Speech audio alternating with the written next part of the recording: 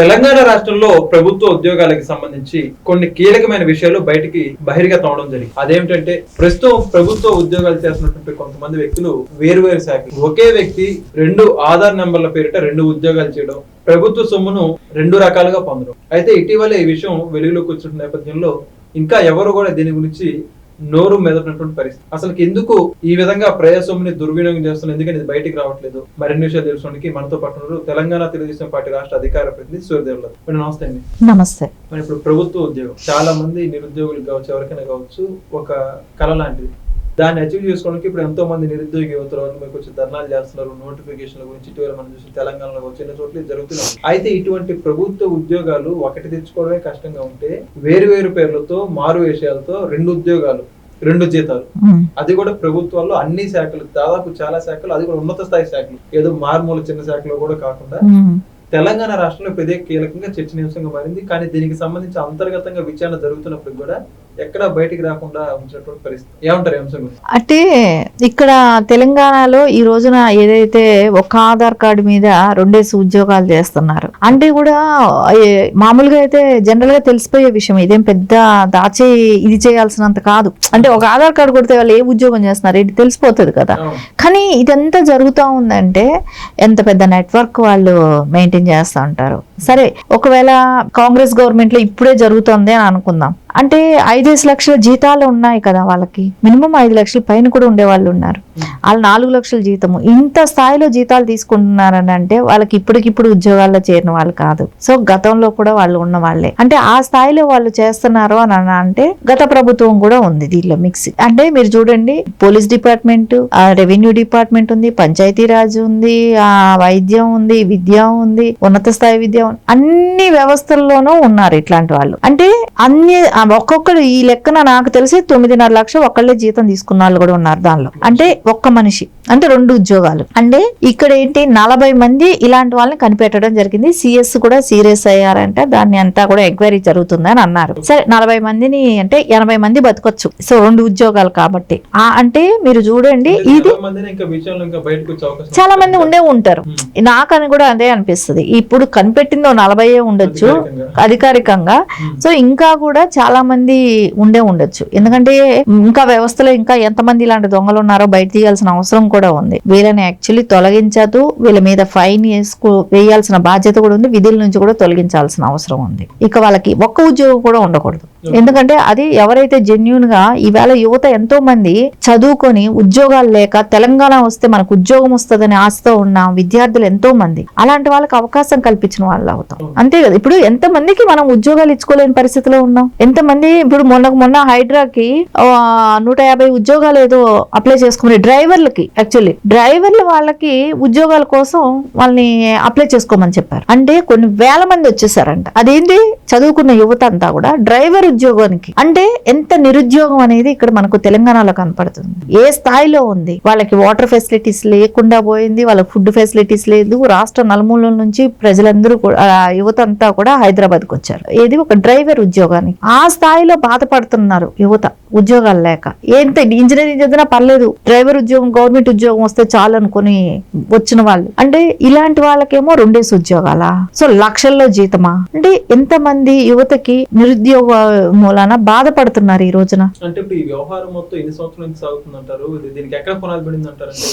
ఖచ్చితంగా BRS government లోనే పునాది పడి ఉంటుంది. ఎందుకంటే వాళ్ళేమో ఆల్ ఆఫ్ సడన్ వచ్చేసి ఇప్పుడు 5 లక్షల జీతం రాదు. గత 10-15 ఏళ్ళుగా వాళ్ళు దీనిలో ఉండే ఉంటారు. కనీసం 10 ఏళ్ళు మినిమం ఉండే ఉంటది. సో ఆ స్థాయిలో నుంచి వీళ్ళకి వచ్చి ఉంటది. కాబట్టి బీఆర్ఎస్ ప్రభుత్వం కూడా కలిసే ఉంటది. ఎందుకంటే ఆ శాఖలన్నీ కూడా ఎక్కువ భాగం వాళ్ళ చేతల్లో ఉన్నటివే. హోమ్ కానివ్వండి, పంచాయతీ కానివ్వండి, నీటిపారుదల శాఖ కానివ్వండి, అన్ని వీళ్ళ చేతుల్లో ఉన్న శాఖలే ఉన్నాయి చూడండి.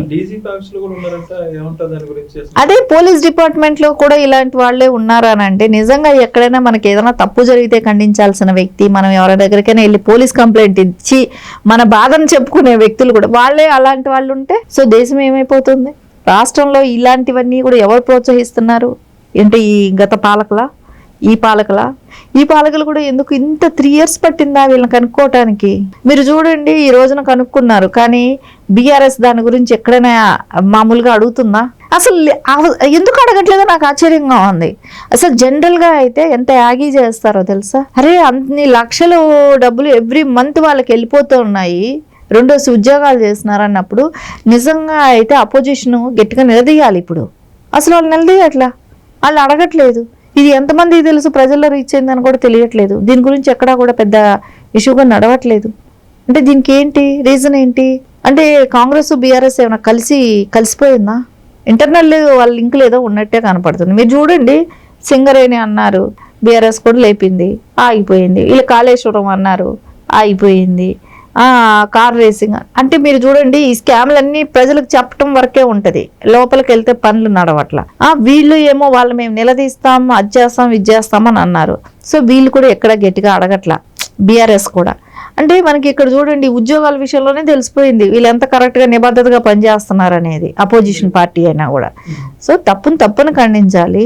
సో దాని మూలన ఇంకా ఏ రకంగా ఇప్పుడున్న యువతకు మనం ఉద్యోగాలు ఇవ్వగలుగుతామని కానివ్వండి, దీని గురించి ఆలోచించాలి. సో ఖచ్చితంగా ఈ రోజున తెలంగాణ యువత అంతా కూడా ఆలోచిస్తుంది.